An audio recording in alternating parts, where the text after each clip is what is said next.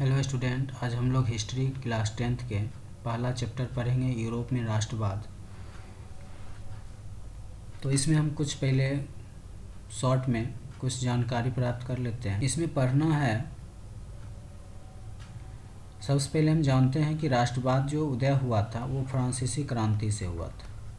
फ्रांसीसी क्रांति जो 1789 में हुआ था, उसी समय से राष्ट्रवाद की भावना पनपने लगी थी यूरोप में। इसमें सबसे पहले इसमें जो फ्रांसीसी क्रांति का कारण था वो था लुई 14वां। तो ये लुई 14वां जो है इसी तरह आता था लुई 10वां, 11वां, 12वां, 13वां, 14वां, 16वां, 18वां, इसी तरह ये चलते रहता था, क्योंकि पहले जो था राजा का ही बेटा राजा बनता था, तो इसी तरह अपना नाम बदलता नहीं था, सिर्फ उसका नंबरिंग बदलते जाता था। तो लुई 14वां जो था वो घोर निरंकुश था और वह प्रतिक्रियावादी राजा था। उसे शासन से कोई लेना देना था नहीं। वह अपने जनता के लिए, अपने देश के लिए कोई भलाई का काम करता नहीं था। इसलिए फ्रांस के लोगों ने इसके खिलाफ विद्रोह कर दिया और युद्ध छिड़ गया। तो फ्रांसीसी क्रांति के दौरान काफ़ी लोगों में जागरूकता फैली और राष्ट्रवाद की भावना पनपी। उसके बाद इसी के दौरान नेपोलियन आया। तो लुई 14वां का उस समय हार हो जाता है, अंत हो जाता है, तो नेपोलियन आता है और नेपोलियन के समय काफ़ी विकास होता है फ्रांस का। काफ़ी विकास होता है हर चीज़ में, हर क्षेत्र में, चाहे वो यातायात हो या फिर यातायात का साधन हो और सड़कों का निर्माण हो, फसलों के बारे में हो या मज़दूरों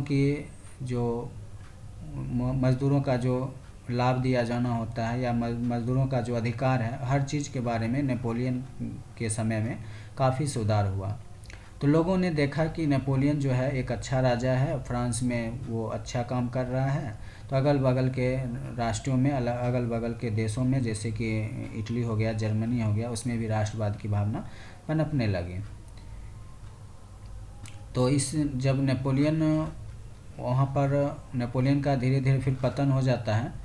तो नेपोलियन का पतन, ध्यान रखना है, 1814 में नेपोलियन का पतन होता है और नेपोलियन के पतन के तुरंत बाद ही 1815 में ऑस्ट्रिया एक शक्तिशाली राष्ट्र के रूप में सामने आता है, जिसके साथ 4 देशों का एक संधि होता है, जिसमें वियना सम्मेलन होता है। वियना सम्मेलन के दौरान ऑस्ट्रिया में 4 देश सम्मिलित हो जाता है और एक शक्तिशाली देश उभर कर सामने आता है। तो 1815 से लेकर 1848 तक ये ऑस्ट्रिया का शासन होता है। ऑस्ट्रिया का चांसलर मेटरनिख बनता है, जो कि ये भी वैसा ही था, लुई 14वां के जैसा ही ये भी एकदम बेकार राजा था, जनता के लिए कोई काम नहीं करता था और अगल बगल देशों को भी ये परेशानी में डाल देता था, अगल बगल देशों को भी। और ऑस्ट्रिया खुद तो निरंकुश था ही, खुद अपने देश के लिए तो कुछ किया नहीं, फ्रांस के लिए, और अगल बगल देशों को भी एकजुट नहीं होने दिया, एकीकरण होने के लिए नहीं देता था ये। तो आप देख लिए कि 1848 तक इसका शासन रहा मेटरनिख का, यानी ऑस्ट्रिया का चांसलर मेटरनिख। अब इसी दौरान चार्ल्स दशम आ जाता है। चार्ल्स दशम भी वैसा ही लुई 14वां के जैसा था। चार्ल्स दशम का हार होता है।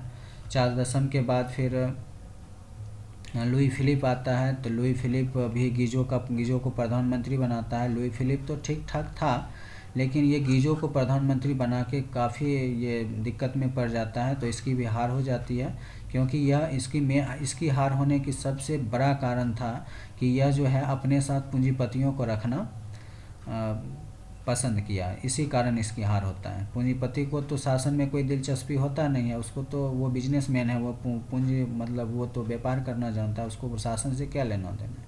तो ये अपने फ़ायदे के लिए पूंजीपति को साथ रखना पसंद किया, जिससे जनता और वहाँ समाज में भुखमरी और बेरोजगारी आ गया, जिस कारण से लुई फिलिप हार गया। तो आगे चलते हैं, और भी चीज़ें हैं जो कि हम समझाते हुए क्वेश्चन आंसर को देखते हुए आगे बढ़ेंगे। तो फर्स्ट क्वेश्चन है, राष्ट्रवाद क्या है? तो यह एक ऐसी भावना है जो किसी विशेष भौगोलिक, सांस्कृतिक या सामाजिक परिवेश में रहने वाले लोगों में एकता का वाहक बनती है, इसे राष्ट्रवाद कहते हैं। दूसरा क्वेश्चन है कि मेजनी कौन था? तो मेजनी गुप्त काल कार्बोनरी का सदस्य था। वह एक महान साहित्यकार, योग्य सेनापति और गणतांत्रिक विचारों का समर्थक था। 3 नंबर क्वेश्चन है, जर्मनी के एकीकरण में बाधाएं क्या थी? जैसा कि हम जानते हैं कि नेपोलियन मेटरनिक जो था, यानी ऑस्ट्रिया का चांसलर, वह घोर प्रतिक्रियावादी था। वो अगल बगल के जो देश थे, जर्मनी और इटली, उसमें हस्तक्षेप करता था। तो जर्मनी के एकीकरण में महत्वपूर्ण बाधाएं थी कि जर्मनी 300 छोटे छोटे टुकड़ों में बटा हुआ था। अब टुकड़ों में बटा हुआ है तो हर मान लेते हैं कि जैसे कि अपना भारत देश है, अगर ये ढेर सारा टुकड़ा, जैसे अभी 28 राज्य है, 28 से ज़्यादा राज्य होता है, तो हर का अपना अपना शासन होता है, हर देश का अपना अपना, हर डिस्ट्रिक्ट का अपना अपना, हर स्टेट का अपना अपना सब शासन होता है, वहाँ पर नया कानून चलता, तो फिर एकता नहीं हो पाता। जितना कम भाग रहेगा, जितना छोटा पार्ट रहेगा, उतना एकता का भावना रहेगा, लोग मिलजुल कर रहेंगे। तो जर्मनी का एक सबसे बड़ा बाधा ये था कि उसमें टुकड़ा बहुत ज़्यादा था, 300 से भी छोटे छोटे राज्य में बटे हुए थे। राष्ट्रवाद की भावना का अभाव था। ऑस्ट्रिया उसमें हस्तक्षेप कर रहा था। ऑस्ट्रिया चाहता नहीं था कि उसका एकीकरण हो, और एकीकरण होने के कगार पर आता था तो वह मतलब उसको भंग कर देता था। मेटरनिक प्रतिक्रियावादी नीति था, वही ऑस्ट्रिया का जो चांसलर मेटरनिक है। तो इसमें 2-3 ही लिखना है। सो मेन है 300 छोटे छोटे राज्यों में बटा होना और ऑस्ट्रिया का हस्तक्षेप। बस 2 पॉइंट लिख देंगे, 2 नंबर में ही पूछता है ये क्वेश्चन। ऑस्ट्रिया के चांसलर मेटरनिक के 1814 में नेपोलियन का पतन होता है। 1815 में आ जाता है कौन? ऑस्ट्रिया का चांसलर मेटरनिक आ जाता है 1815 में। तो वो राज करता है 1815 से लेकर 1848 तक। तो ऑस्ट्रिया का चांसलर मेटरनिक 1815 से 1848 तक के शासनकाल को मेटरनिक युग कहते हैं। इतना भी लिखेंगे तो काफ़ी है। लघुत्तरीय प्रश्न में पहला प्रश्न है कि 1848 में फ्रांसीसी क्रांति के क्या कारण थे? तो 1830 के बाद, 1830 में जो ये चार्ल्स दशम का जो युद्ध हुआ था चार्ल्स दशम के साथ, और चार्ल्स दशम भाग गया इंग्लैंड हारने के बाद, क्योंकि वहाँ वो भी था वैसा ही लुई 14वां के जैसा ही शासक था, तो प्रजा कितना दिन तक उसका जुल्म सहेगी, इसलिए वो भी हारा और इंग्लैंड भाग गया। उसके बाद लुई फिलिप आया, और यानी 1830 की क्रांति के बाद लुई फिलिप का शासन आया फ्रांस में, तो वो फ्रांस का राजा बना और गीजो को अपना प्रधानमंत्री बनाया, जो कि लुई फिलिप से भी ज़्यादा ये बदमाश था। कौन? गीजो। तो गीजो को अपना प्रधानमंत्री बनाया, जो कि कट्टर प्रतिक्रियावादी था। प्रतिक्रियावादी का मतलब होता है कि वो जो है किसी प्रकार का वो सुधार नहीं चाहता है, वह किसी भी तरह के वैधानिक, सामाजिक और आर्थिक सुधारों के विरुद्ध था। लुई फिलिप को शासन में कोई रुचि था नहीं, और यहाँ पर एक लाइन जोड़ देना है कि लुई फिलिप जो है वह पूंजीपतियों को साथ रखना पसंद किया। वो सबसे फ्रांसीसी क्रांति का मेन कारण यही था कि वह पूंजीपतियों को साथ रखा। तो उसे शासन में कोई रुचि था नहीं और वह पूंजीपतियों को साथ रखना पसंद किया। उसने अपने देश के लिए कोई सुधार का काम नहीं किया, जिस कारण उसके शासनकाल में भूखमरी और बेरोजगारी काफ़ी बढ़ गई, जो 1848 की फ्रांसीसी क्रांति का कारण बना था। 1848 में मेन कारण कौन था? तो लुई फिलिप ही था, और वो सबसे बड़ा गलती किया कि गीजो को अपना प्रधानमंत्री बना दिया। गीजो को प्रधानमंत्री बनाया और वो जो है पूंजीपतियों को अपने साथ मिला लिया, जिसको शासन में कोई रुचि था नहीं, और लुई फिलिप को भी अपने शासन से कोई रुचि नहीं था, जिससे देश में भूखमरी और बेरोजगारी आ गई और जो फ्रांसीसी क्रांति का कारण बन गया। आगे देख लेते हैं इटली और जर्मनी। इटली और जर्मनी के एकीकरण में ऑस्ट्रिया की क्या भूमिका थी? तो ऑस्ट्रिया तो एक नंबर बदमाश था ही। ऑस्ट्रिया कभी नहीं चाहता था कि इटली और जर्मनी का एकीकरण हो, क्योंकि उसका पड़ोसी देश था, और कोई नहीं चाहता है कि मेरा पड़ोसी देश जो है वो शक्तिशाली बने। तो इटली जर्मनी के एकीकरण में सबसे बड़ा बाधक ऑस्ट्रिया था। ऑस्ट्रिया का चांसलर कौन था? मेटरनिक था, जो घोर प्रतिक्रियावादी था। प्रतिक्रियावादी मतलब ये होता है कि कोई तरह का वह सुधार नहीं चाहता है। अपना देश में तो सुधार होने ही नहीं दिया फ्रांस में, तो वह दूसरे देश में कहाँ सुधार होने देगा।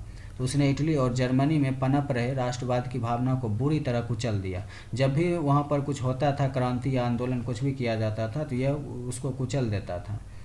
1848 में मेटरनिक के पतन के बाद इटली और जर्मनी के एकीकरण का मौका मिला। जब 1848 में मेटरनिक भागा वहाँ से, तो उसका जब वहाँ से हस्तक्षेप खत्म हो गया, तभी जाके इटली और जर्मनी का एकीकरण को मौका मिला।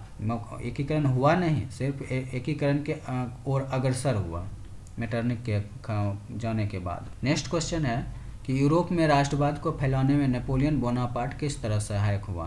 तो पूरे यूरोप में जो था ना राष्ट्रवादी क्रांति जो लाया वो नेपोलियन बोनापार्ट ही लाया, पूरे यूरोप में, सिर्फ फ्रांस, इटली या जर्मनी में नहीं, पूरे यूरोप में राष्ट्रवाद की भावना को ये फैला दिया। कौन? Napoleon Bonaparte. क्योंकि शुरू में ये आया था तो फ्रांस में बहुत अच्छा काम किया और उसको देखकर अगल बगल देश के सारे देश, यूरोप के जितने भी देश थे, उससे सीख लिया कि जब वहाँ का राजा इतना कर सकता है तो फिर मेरे देश का राजा क्यों नहीं कर सकता है। हम भी आंदोलन करेंगे, राष्ट्रवाद सब में जाग गया कि हम भी आंदोलन करेंगे, अपने राजा को झुकाएंगे और वो काम करवाएंगे।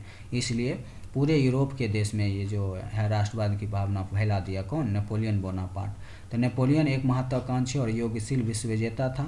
उसमें राष्ट्रवाद की भावना कूट कूट कर भरी थी। उसने 1806 में जर्मनी के प्रदेश को जीत लिया और जर्मन राइन राजसंघ का निर्माण किया और वहाँ भी वो अच्छा काम किया। यहीं से जर्मन राष्ट्रवाद की भावना धीरे धीरे बढ़ने लगी। उसने जर्मन में विशेषाधिकार समाप्त कर दिया, जो भी विशेषाधिकार था उसको समाप्त कर सबको समान अधिकार दिया गया और आर्थिक असमानता दूर कर दिया कि वो अमीर है वो गरीब है, ये नहीं कर सकता, ये सब हटा दिया। यातायात और संचार की व्यवस्था में सुधार किया। सामंती व्यवस्था समाप्त कर, सामंती होता है कि जमींदारी प्रथा, तो जमींदारी प्रथा को समाप्त कर दिया। जनता का उद्धार किया। इसका प्रभाव पूरे यूरोप में पड़ा। वो देखा देखी होता ही है, तो वहाँ पर अच्छा काम हुआ तो अगल बगल देशों भी देखकर राष्ट्रवाद की भावना पनपने लगी कि जब वो कर सकता है तो हम क्यों नहीं कर सकते हैं। तो इसी वजह से नेपोलियन बोनापार्ट जो है एक पूरे यूरोप में राष्ट्रवाद को फैलाने में महत्वपूर्ण भूमिका निभाया। आगे चलते हैं।